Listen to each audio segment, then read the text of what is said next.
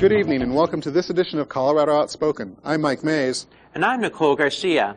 Stephen Montez is off tonight. And Stephen, you notice it takes two of us to do your job? On tonight's show, we'll be taking a look and listen to Denver's gay talk radio program. While we were at the station, we caught up with some of Colorado Stonewall Democrats and got their views on upcoming political issues that will affect the GLBT community. Of course, we have the news, an early look at a new movie, and the bulletin board. But first, we're going to explore gay-straight alliances in high schools and colleges, looking at their importance and the issues they face. Here's Paw Notes. According to a national school climate study, 90% of LGBT youth reported that they sometimes or frequently heard homophobic comments in their schools. Homophobia, much like racism and sexism, does not stop at the doors of our educational system. Some institutions have worked to improve this hostile atmosphere by creating a place that is safe for queer youth. Here to talk to us about the negatives and positives of school life for the GLBT community is Amy Braziller, an English professor at Red Rocks Community College. She helped form their GSA and create the GLBT Resource Center. She's also recently received the prestigious Faculty of the Year Award. With us as well is Tracy Ferris, a math teacher at Golden High School. He is the co-chair of GLSEN, the Gay, Lesbian, Straight Education Network of Colorado. Welcome to the show. Well, thank you. Well, let's just start at the very basics. Amy, what do you see as the goal of GSAs or gay-straight alliances? I think it's to make a whole group inclusive and give them a space to have a voice, so that if it's queer youth, they feel there are other youth there who understand their perspective, perhaps have shared experiences. If there are straight allies, it's a place for them to go give support, maybe find out about issues. So it's really about a whole group coming together around GLBT issues. Excellent. Do you feel the same way? It's more about a conclusion than separating? Yeah. In the gay-straight alliances in the high schools, we find out about 50% of the students are straight and about 50% are GLBT. So it's there to help change the environment as a group. Why not just make a gay alliance that just people who identify as GLBT want to go to that? What we also recommend in the public schools is that we have GLBT support groups that are run by the counseling office. That way they have both outlets. If they need counseling support, you have that through the counseling office. Then you have the Gay Straight Alliance, which is usually run with the sponsor of a teacher. So you actually need both in the public schools. Excellent.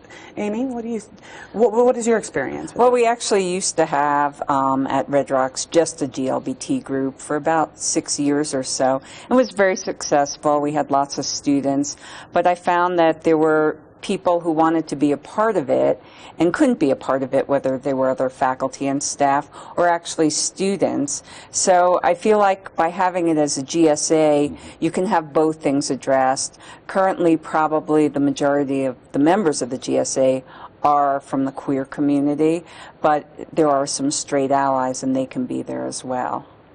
Do you find that, Tracy, we're starting to see more children of gays and lesbians joining these organizations? Yes, because in our schools, the children of GLBT parents, they're finding they need support too. Because when the parents come to conferences, it's a stress for the child. Sure. I had a lesbian parent at my table tonight, and luckily she knew me and she felt very comfortable with me. But I always knew that she doesn't feel comfortable with some other teachers. And the student needs to feel comfortable with me as a teacher. And so it seems like this is mostly for the students, but it also encourages faculty to be more out. I mean, is that important for faculty to be out? Well, Amy, what do you think? Oh, well, totally. I'm a big proponent. I've always been out, and sometimes I used to tease people because it's like, oh my God, I'm the queer poster child. Will someone else please join me on the poster? But I think it's really important because students so much they want to know, okay, there are other people like me. They want to know that they have someone who they can speak to about issues, and just someone as crazy as it sounds, like a role model. That doesn't sound crazy. Yeah, that's not crazy. And I think that's especially true for middle school and elementary school students and even high school students. They need to see GLBT people in their lives. And they need to know that it's not just somebody on TV. Because a lot of what they see on TV is GLBT, white, middle-class American. The L word. The L word. And so the idea is that they need to see role models in their personal lives. And GLBT teachers are one of them. Right, and it normalizes things in a way too, because it's like, okay, you're just a regular person. I think it also is very important because it educates the straight community, because when people have perceptions about the queer community that maybe, oh, you're a certain stereotype, it helps diffuse that because they get to know you as a person too. And see that example that you don't have two heads. Right. Exactly. Like on one of my first days of school, I remember a student, Mr. Ferris, are you married? Mr. Ferris, are you gay? First day of school. Oh my God. Wow. Because the idea is that she wanted to get it out there in the open and just make sure that everybody knew, because I am openly gay to my students, staff, faculty, parents. And the idea is it gave that student an opportunity to use the words, and she and other students can now, oh, I can ask about his partner. I don't have to ask about if you're married. They're starting to learn terminology. Excellent. And I think that's wonderful for them to learn. Certainly. Well, there's been a lot of blowback about GSAs. A lot of people saying that it's doing bad things to our children, that we're exposing them to very negative influences. In fact, I'd like to read you this quote that I found. This is from lifesite.com, a Christian-based website. So GSA clubs are the latest inroad being used by the radical fringe of the homosexual activist community to condition children via the school system. Amy, what are your thoughts about this? How do you defend GSAs against things like this? Oh, that's the most bizarre quote, right? Because it's like conditioned, but it's just ignorance. I mean, I don't go around campus with a little placard on, my back going, oh, come join me. I'm going to take you to the dark side. And I think that's the issue, is people think that GSAs are recruiting students. Tracy, how do you deal with that? Well, there are several. You have to understand, in our society, about 20% of the society will always be negative towards this issue in our public schools. 20% of our society will always be in favor of this for diversity issues. And it's the 60% in the middle that we have to be educating about what GSAs really are doing. GSAs are working to make schools safe. They are working to stop harassment of GLBT youth, because you can't learn if you're being harassed and bullied on a daily basis. Sure.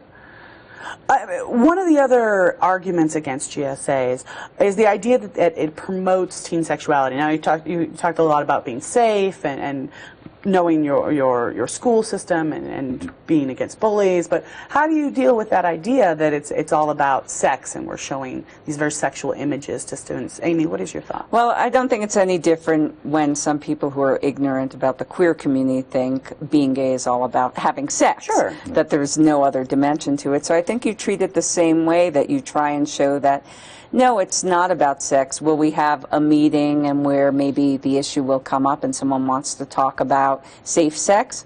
Absolutely, but it's not one big orgy at all, right? We'll have discussions around maybe things that are going on politically. We'll have discussions, maybe issues that are personally affecting a student. We'll think about what are ways we can educate the campus about things going on in the community. But it's not a sexual organization.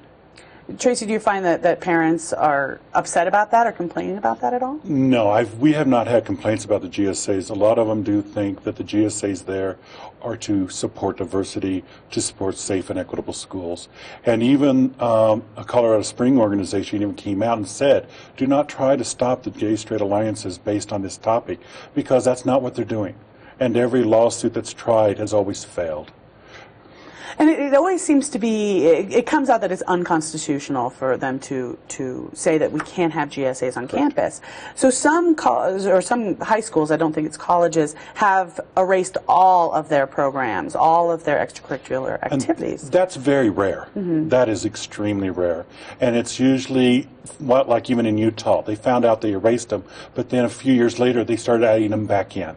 So in the state of Colorado, we have not had any school district eliminate all clubs because of a GSA starting. That's excellent. So that brings me to my next question. How have the institutions that you work for, have they been responsive to this, Amy? Have you gotten good response from Red Rocks? I have actually. I've been running the organization for a while, and a couple of years ago we decided we wanted to have a resource center, a place where we could gather resources for students, faculty, and staff, and we took it up to the president's level. It was really interesting that at first they were a little hesitant, didn't understand the need. They thought, oh, we're giving a club a space, and when we had students actually go talk to them and go, no, it's not a space for a club, it's really resources, they were great. They were supportive. We've had the foundation give us some money to buy resources, so I feel particularly lucky at Red Rocks. Excellent. How about you, Tracy? There's about 90 to 100 gay-straight alliances in the state of Colorado right now. That's 24% of our public schools have gay-straight alliances. Wow. So that's a large number, and it's going to keep growing every year. The idea is that we recognize that if a school has gay-straight alliances, those figures about bullying and harassment go down. We find that it becomes a safe place. Students are higher graduation rates if they have a GSA. And that's the data that they want. The school districts want that data, and we now have that to provide for them. So is that for all students or just for the GLBT? We find out all bullying and harassment in the school goes down, not just for GLBT. Because if you stop the GLBT harassment, all harassment goes down. So that's what they've been finding in our public schools. Well, that sounds great for the future. Well, let's talk about the past for a moment. When I was in college, actually in community college, we had a GSA, and we held a dance, and there was a bomb threat at that dance, and we had to stop it.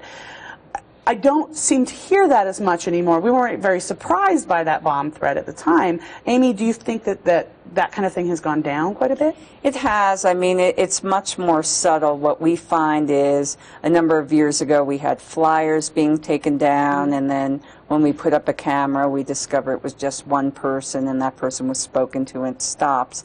The thing we find always, it's an interesting sociological experiment. We sometimes have tables that we staff to get word out about events, and we usually try to set the tables up in front of the cafeteria during lunchtime when lots of people walk by, and we find that people go in one end of the cafeteria and come out another to avoid walking by the table at times. So do you think it's a more hidden kind of homophobia? I think so. I think, fortunately it's not as pronounced. We don't have people yelling dyke faggot in the hallway at or people that's at so all. Gay. Right. We don't have that.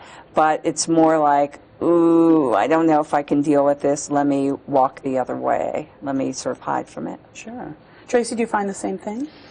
In some aspects, but in the public schools, the harassment is more high-tech. Our cell phones, our emails, so we find the harassment has gone to more high-tech methods. It's not in your face, it's not direct, and it's not immediate. It's more long-term harassment. How does that work, harassment via cell phones? The text message, like 1,000 text messages to one student, and then the student has to pay for that 1,000 text messages. Wow. So it really can be a financial issue, and then do they tell their parents how do they pay for it and all that. Sure. So it becomes an issue. And when it becomes an email, if it's being used on school grounds, many of our districts have policies against harassment. So like 48% of our students in Colorado have harassment policies that include sexual orientation.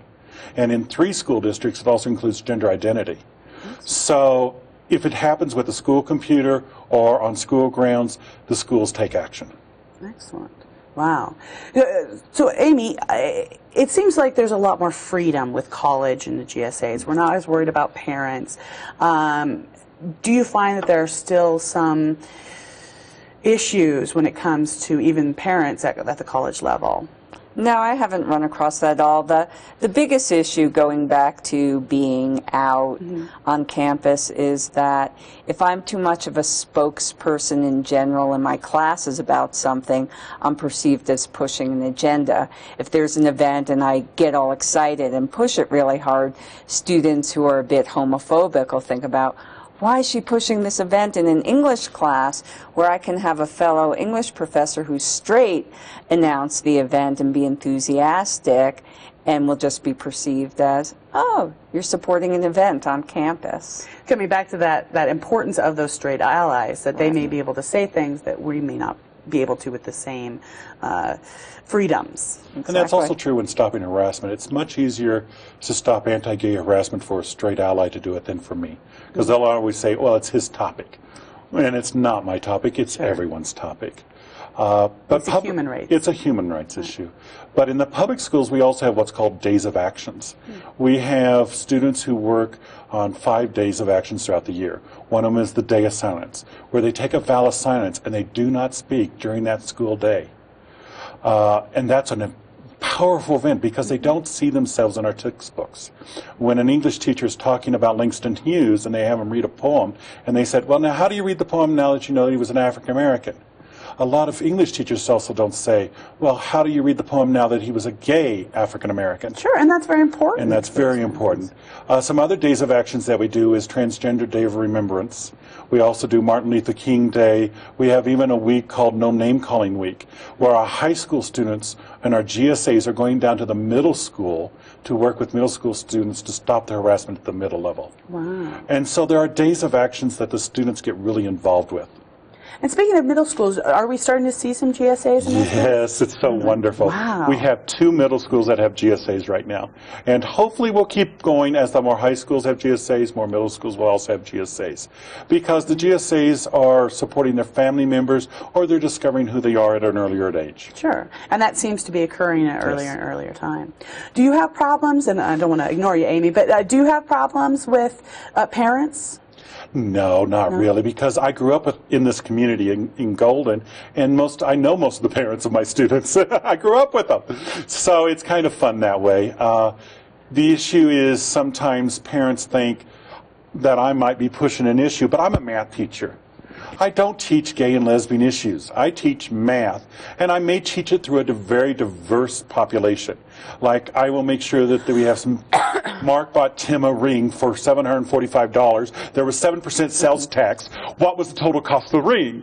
But that's not what I would do. No one will go, well, did Mark really have the money for Tim? Right. And I think that's one of the issues. They think that I'm teaching something, but I'm actually teaching math. Right. So, but you do use gay and lesbian examples? Yes. Do you have any problems with the students? No. Amy, do you use those same examples? Yeah, I do. Sometimes there are readings that are queer-centered, and I think as long as that's not the whole focus, that you're just using that in support. If I'm using a writer, if I'm teaching literature, there are many gay writers. And I did actually have an interesting experience. I taught an American Lit class last semester, and one of the final comments from a student was, you shouldn't teach so many lesbian writers. And I thought, well, they didn't complain about the heterosexual writers I was teaching. It was 98% heterosexual. Exactly, right. But just those 5 lesbians that maybe we covered out of the 30 authors just stood out. Well, unfortunately, we're running out of time a little bit, but I did want to ask you about, we'll start with you. What do you see as the future of GSAs in this country?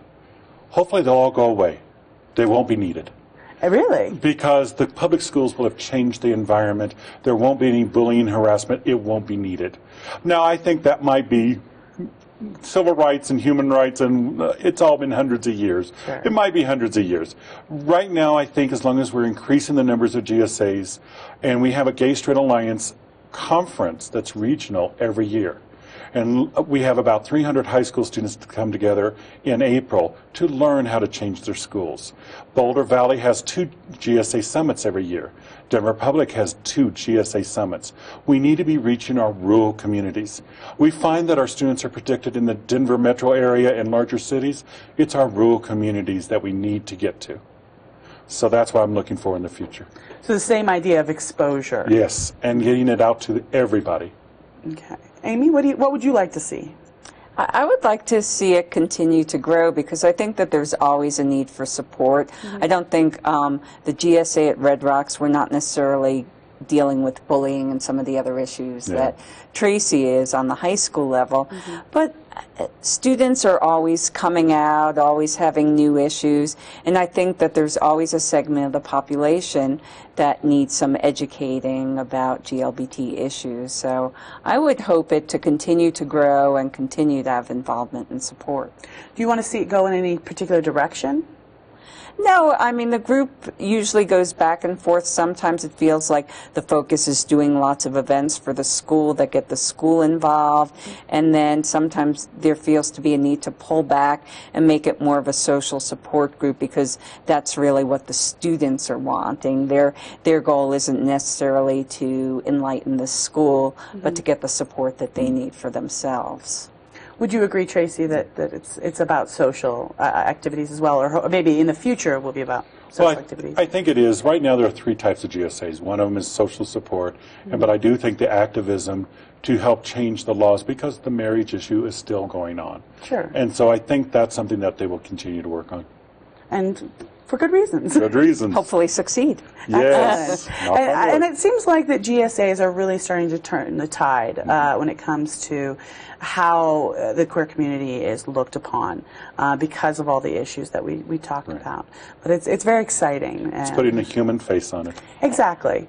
And giving us a safe place to be, to grow. And it's expected, because as students come from high school and come to Red Rocks, they're thrilled that there's a GSA, because they're like, oh wow, there was a GSA at my high school. I was the president at the high school. I was involved. So it's something that students are coming into the college expecting to be there, whether they were part of the queer community or the straight community. Excellent. Anything you'd like to add, Tracy?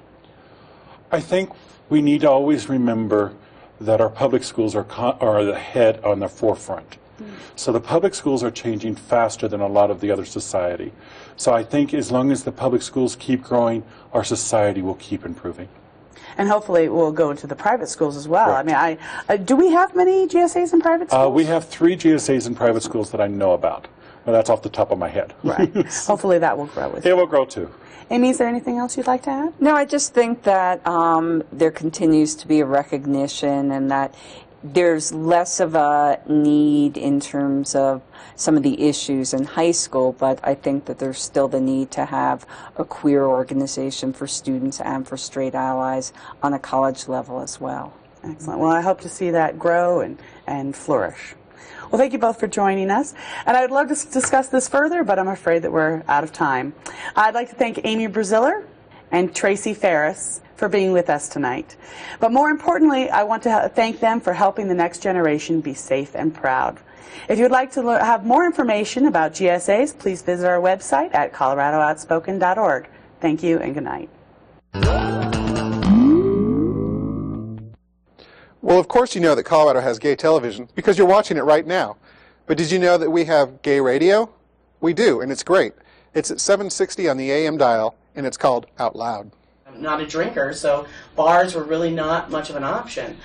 So I volunteered for Colorado Outspoken. Sure they are. You just watch everyone else get drunk. Well, yeah, and you know, they're not as attractive when they're drunk and you're not. That's true. So yeah, I actually met my best friends there, my partner. It was actually one of the best things that I did. Hi, I'm Fawn Oates for Colorado Outspoken. Today I got the opportunity to be on Out Loud Radio on AM 760 with Shannon and Greg. After they interviewed me, we got a chance to interview them, so take a look. I've been doing radio for a number of years, and I just thought it would be a cool thing to do a talk show for the GLBT community. Actually, I guess I should say LGBTQQ.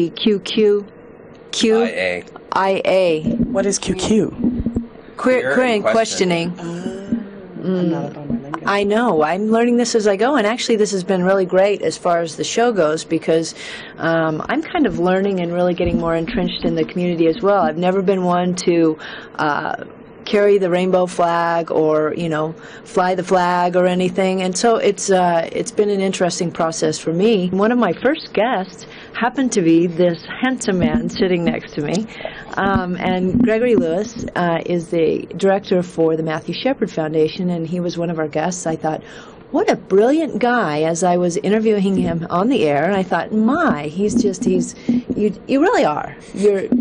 Look, he's all trick. All tricks. Smoke and mirrors, baby. I think it's extremely important for us to have specific programming for the LGBT community here in Colorado, and I'm just excited to be a part of it, and also I get to hang out with this wonderful woman every single Sunday, and it's an important thing that we need to do as a community, is to continue to tell our stories, continue to educate the community about what's going on, and hopefully we're doing that every Sunday. We've seen GLBT National Radio through Sirius and GLBT National News through the logo and places like that. Why do you think it's so important to have a community outlet like your show? I think it's, part of what Greg was saying. It's so important to kind of give a local feel, just exactly what you guys do, and make people feel connected, give them an immediate resource to call or to listen, and to find out things that are going on in the community. We talk about a lot of things. It's not always directly related to the GLBT community, and sometimes it's just a gay guy and a Lebanese girl who are sitting and talking about, things that interest us. What kinds of topics do you usually try to conquer or to explore on your show? How hot Riken is going to be on Dante's Cove, Jodie Foster's new movie, and she's looking stunning in that. When will Anderson Cooper really come out of the closet? Did I say that? We just, it runs the gambit, depending on what's going on. Whether it's some personal story that we've experienced during the week, and if people listen, they'll kind of get a little insight into our lives. Greg's on a great diet, and he's doing fabulous and looking marvelous, and has a brand new kitten, and just some exciting things like that. Let's share some facts about Shannon. Tell me a little bit about your viewers and your callers. Actually, most of our callers are straight people. We tend to find that they're straight people driving to or from church, agreeing with us, which is always, at first it kind of shocked us when we were getting these calls from people coming home from church, and they're like, I totally support you guys, I totally agree with you, and I was just like, I'd look at Shannon like, is this real, or are these just gay people playing jokes on us?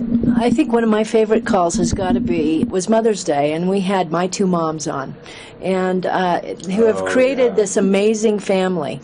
And we were just kind of talking about how important it is, and the research that they did. They went to therapy for a year. They obviously, it's not quite as easy to conceive a child, and the amount of thought and preparation, the amount of money that goes into a same-sex couple having a family, and we were sharing that, and these two women were just so eloquent in sharing their story and had created this wonderful family.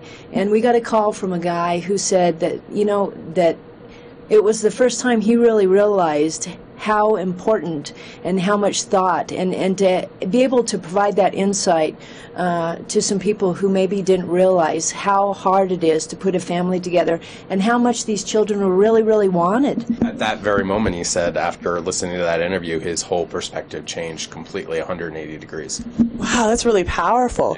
You want to tell our viewers when your show is? You can catch it every Sunday.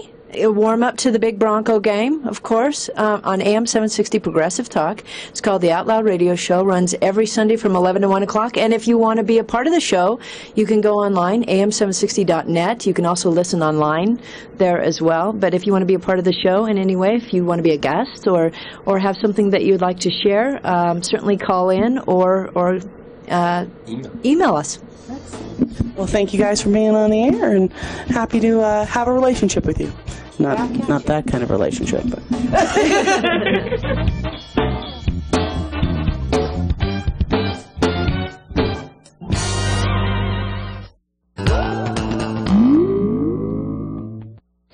An HIV treatment that prevents brain damage, those non-existent gay people in Iran, and Las Vegas is a gay travel destination.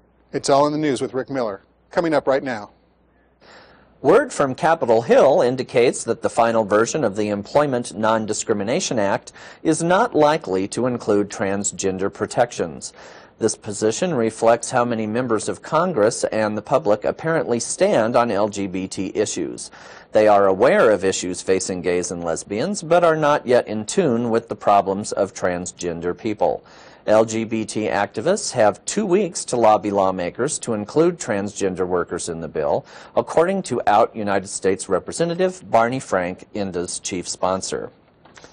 The reduced INDA legislation has already claimed a casualty.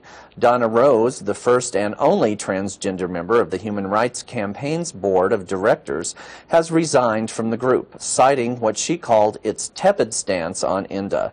Rose took issue with HRC's statement, saying it would not back a bill that didn't cover transgender workers because, she said, the group didn't come out against the less inclusive version.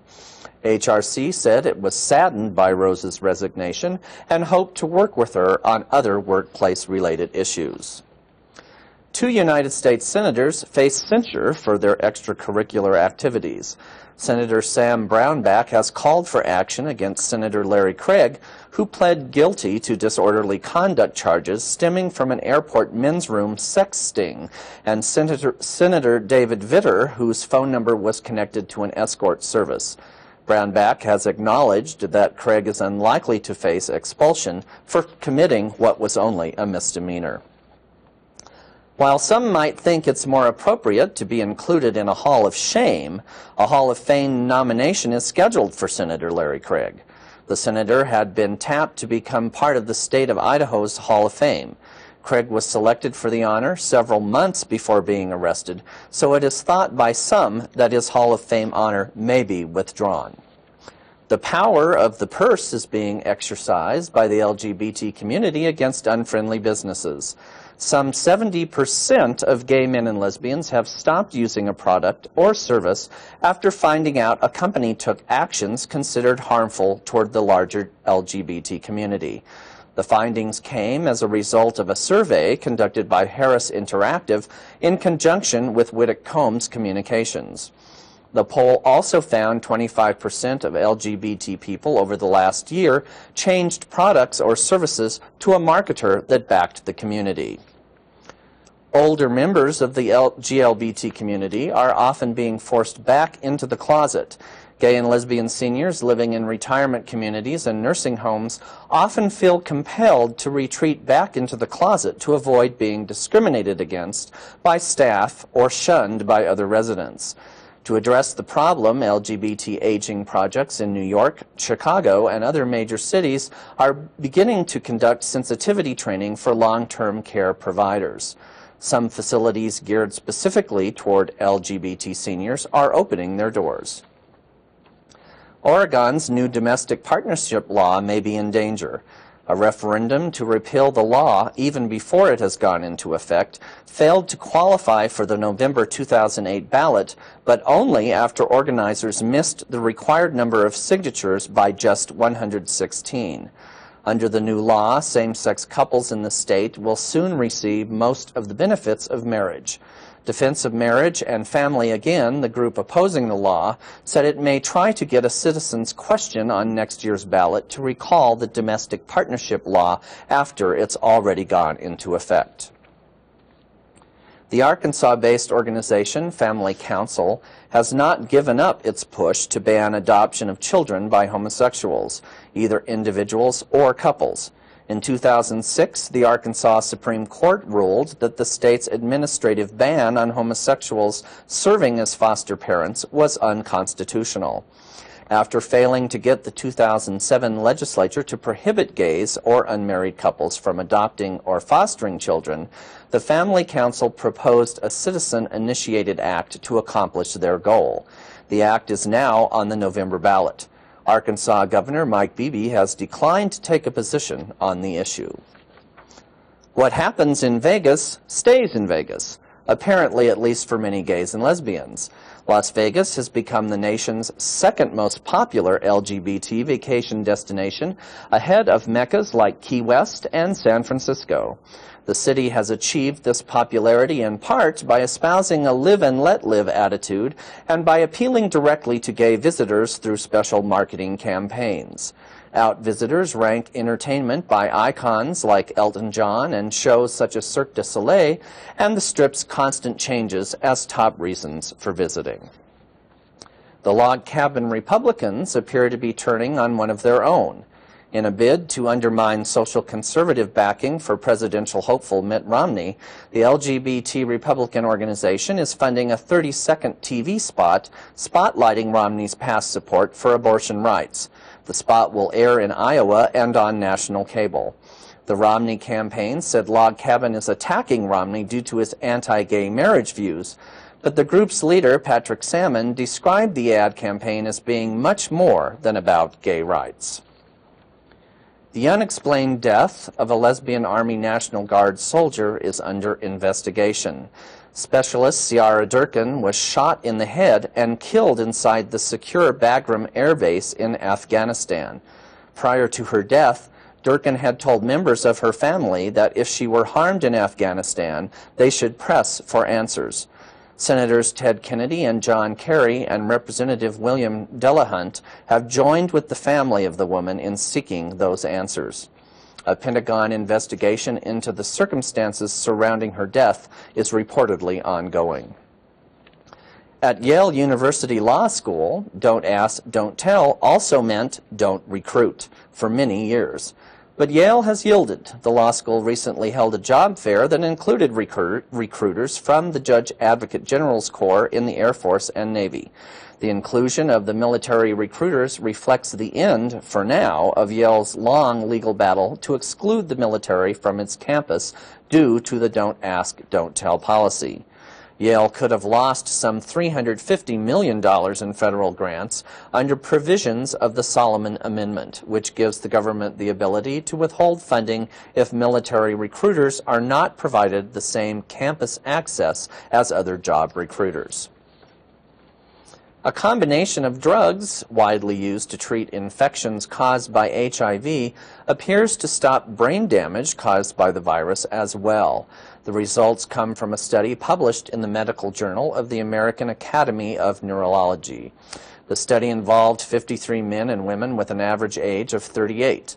The participants were given a combination of several antiretroviral drugs known as highly active antiretroviral therapy, or HAART, for 1 year. At the end of the period, all but 4 participants demonstrated a reduction in the level of a biomarker used to gauge brain injury. The study's author, Asa Melgren, said this type of treatment appears to halt the neurodegenerative process caused by HIV. It may soon become illegal in Britain to incite hatred against gays and lesbians. Britain's criminal justice and immigration bill may be amended to make it a criminal act to incite hatred against GLBT people and the disabled. The action is part of a proposal outlined by Justice Secretary Jack Straw. Straw said, "It is a measure of how far we have come as a society in the last 10 years that we are now appalled by hatred and invective directed at people on the basis of their sexuality. It is time for the law to recognize this." LGBT people were among those objecting to recent remarks made by Iranian President Mohammad Ahmadinejad. Ahmadinejad denied the existence of gays and lesbians in his country and likened them to drug dealers and other lawbreakers. During an appearance at Columbia University, Ahmadinejad said, "In Iran, we don't have homosexuals like in your country." The Iranian leader also declined to comment about gays who had been put to death under his watch. At least some of those gays and lesbians who supposedly don't exist in Iran have spoken out. A 29-year-old gay man in Tehran named Reza, who agreed to be quoted for an article in the New York Times only if his last name was not used, said, "You can have a secret gay life as long as you don't become an activist and start demanding rights." Reza indicated that Iran is home to many gays who live mostly closeted lives to avoid being persecuted, jailed, or even killed because of their orientation. A story has been brought to our attention by a viewer of the show. Police in Johnson City, Tennessee have spent most of September engaged in a sting operation directed toward gay men meeting for sex in 2 area parks. So far, the sting has netted 40 men whose names and addresses have been published in local newspapers. According to officials, the parks, one comprising 725 acres and the other 200, have been attracting gay men from Tennessee, Virginia, and North Carolina. The sexual encounters apparently occur in out-of-the-way locations. Johnson City Police Chief John Lowry said, "There's a thing out there they call the man cave. It's a good way off the paved trail. It's underbrush that's grown up and resembles a cave." One of the arrested men, Jerry McLeod of Newland, North Carolina, committed suicide after his name appeared in the newspaper. According to officials, all of the cases will be vigorously prosecuted. If you know of a story we should cover, please let us know. Go to the Your Story page on our website at coloradooutspoken.net. And finally tonight, as you know, the holidays are rapidly approaching, and that means that holiday shows are being announced. Of course, you've heard of the Nutcracker that is staged every year before Christmas, but have you heard about the Buttcracker? Denver's Demented Divas are staging the Buttcracker at Lanny's Clock Tower Cabaret with opening night on November 7th. It's a twisted look at all that we hold dear and sacred during the holidays. Voted the best place to toss your fruitcake, the show happens every Wednesday night in November and December. Last year's holiday shows completely sold out, so you might want to plan ahead. For more information, visit our website at coloradooutspoken.net. Until next time, this is Rick Miller. Hi, I'm Fawn Oates.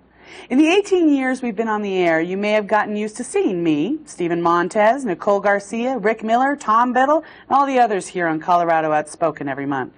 If you have and you come to enjoy having us around, then I hope you'll be concerned about what I have to tell you. Colorado Outspoken is in serious financial difficulty. Even though we are an all-volunteer effort, we still have expenses. We must pay rent to our studio, we must buy recording media, we must pay our telephone bill, our website hosting bill, and we must maintain our production equipment. At the present time, however, we do not have enough money to meet any of these obligations. Most of our funding presently comes from businesses and individuals who underwrite our show. Those are the wonderful people whose advertisements you see at the beginning of the show and on the bulletin board. The remainder of our funding comes from donations from individuals. We are not supported financially by any institution, and no one pays for our programming. The show is free to KBDI and to all of our internet outlets. Colorado Outspoken and its predecessor, the Lambda Report, have been on the air for 18 years. And in that time, we've never made a direct plea to our viewers for donations. But the time has come. We truly need your support in order to be able to continue to bring you the news, information, and event coverage that we have been providing for so many years. If you value this kind of programming, please lend your financial support to Colorado Outspoken. Even a small donation would be deeply appreciated. Please visit our website at coloradooutspoken.org for more information and to make a donation. Please don't let Colorado Outspoken, the longest-running gay and lesbian news program in America, go off the air. Thank you for watching and ensuring that there will be many more shows to come. A number of you have generously responded to our call for financial support, and we truly want to thank you.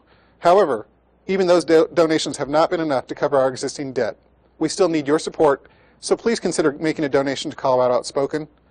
Just visit our website at coloradooutspoken.org and click the Donate button. Your contributions will help keep Colorado Outspoken on the air.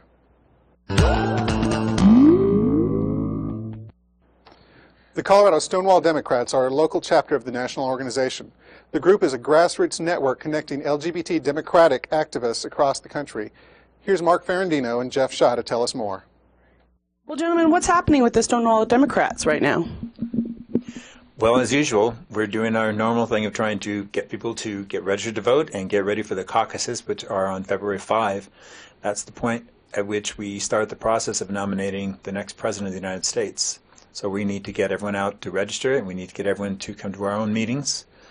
We are planning a mock caucus where people can learn how to become a delegate to the National Convention. So that's probably primary right now. The caucus is a meeting of neighborhood Democrat people to nominate both the presidential, state, local people so that they can be on the ballot. So it's the first starting point for people to get on the ballot. And the second thing is it's where people start to run to become a national delegate. As many know, the National Democratic Convention is going to be in Denver this year in August of 2008. And if you want to go, there are no tickets, but you have to be a delegate, and that starts with going to your caucus. If I wanted to go to the convention, what exactly would I need to do? What's my starting point? Your starting point is the caucus. That's one, if you want to become the delegate. If you want to volunteer, you just need to access our website, which is www.stonewalldems.org, where there will be lists there for people to volunteer. So as a volunteer, what kinds of things might I expect to be doing?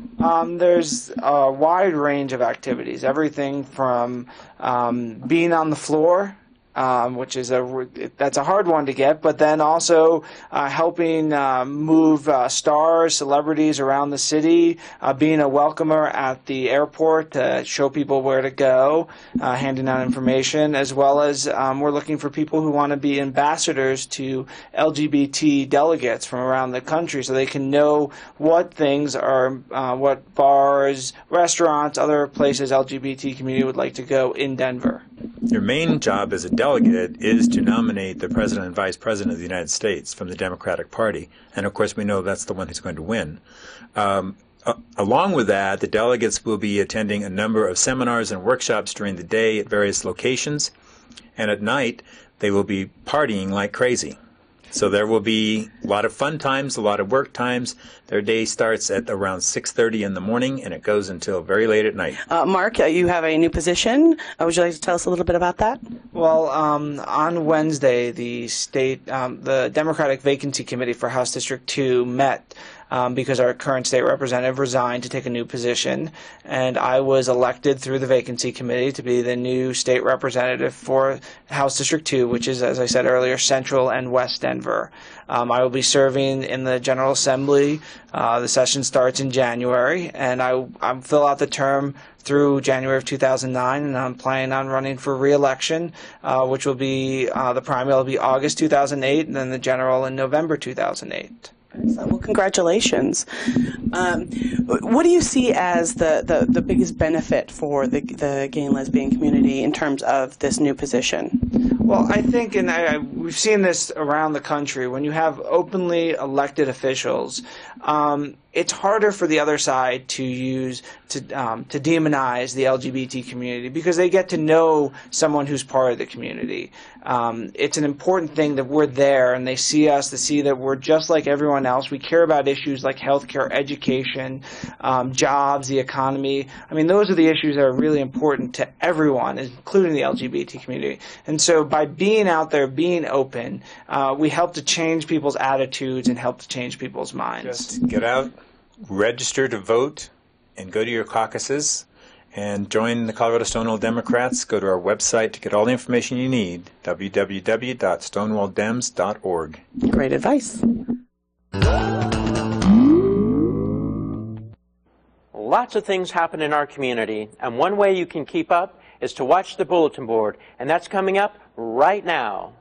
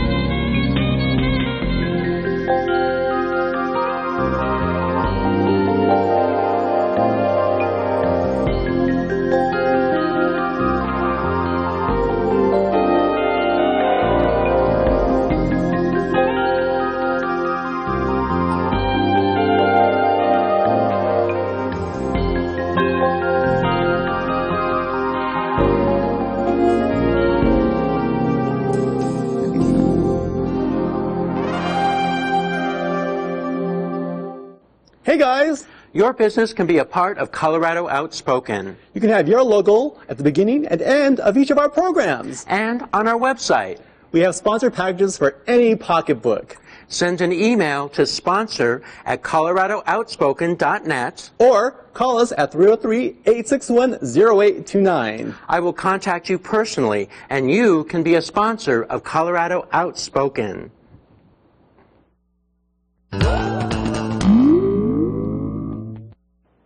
What if your 4-year-old daughter's finger paintings caught the attention of the art world and sold for $300,000? What would you think? What would you do? Well, for pointers, you might watch tonight's movie. Here's My Kid Could Paint That. There is this idea out there that abstract art and modern art in general is one kind of racket, is a put-on. And that if a child can do it, it sort of pulls the veil off this con game. All I really want for Marla is to be a happy, well-adjusted kid. People are asking about this art for real. They want to know who did it, and they want to know how much it cost. I told this to the parents the first time that I saw her work. You're in for a wild ride. I hope you're prepared for this. We began tonight with something of a mystery. Even if a 3 or 4-year-old didn't do them, you'd like them. The fact that she is 4 makes it really incredible. So what do we have here? You have a genius. Yeah. The New York Times picked up the story, and it was like somebody had ignited a fuse. 10 of her abstract paintings sold for thousands of dollars. Some big bucks as well. Oprah just called. The owner of the Houston Rockets just bought one. It's probably the most popular story in the world right now. This is eye-opening to me to see her actually painting, because she's not doing anything that a normal child wouldn't do. Is 4-year-old painter Marla Olmsted a prodigy? Some question the authenticity of the artwork. Marla has been the sole creator of her work. No one has touched any paint to her canvases. Everybody's trying to shape the story into something that they want it to be. What have I done to my children, putting them through this? I think that she definitely has a gift, something that's very advanced. Is there any other explanation? I'm sure they must feel a little nervous now about you. You don't want to talk at all about your new paintings? No. I choose to trust you. I don't think anybody really knows what you're going to do with the story.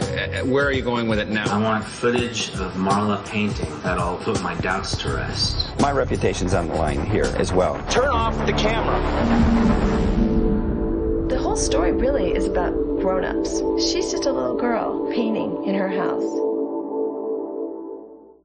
It was during the last century that Colorado Outspoken started giving away tickets to see movies at landmark theaters. Back then, the fastest communications medium was a telephone. So we set up the moving line to accept entries for free ticket drawings. Well, now we're in a new century, and the internet is the fastest thing going. So we're going to retire the movie line and move to accepting ticket drawing entries on the internet. So if you and a friend would like to see My Kid Could Paint That for free, just go to our website at coloradooutspoken.org and click on the Enter the Drawing link. 10 lucky winners will be selected at random and notified within 24 hours. Oh, and there's a clue for you. The code word you'll need is paint. Now don't forget that because it's important. Once again, the code word is paint. My Kid Could Paint That opens October 26th at the Chez Artiste. So what's that code word again, and why do you need it? The code word is paint, and it all makes sense on the website. Ooh, a mystery. Well, that's all we have for this edition of Colorado Outspoken. We want to thank you for joining us. We'll be back on Sunday, November 25th at 10 p.m. right here on KBDI Channel 12. So we hope to see you then. And of course, you can always catch us online on our website at coloradooutspoken.org. I'm Mike Maez. And I'm Nicole Garcia. Good night.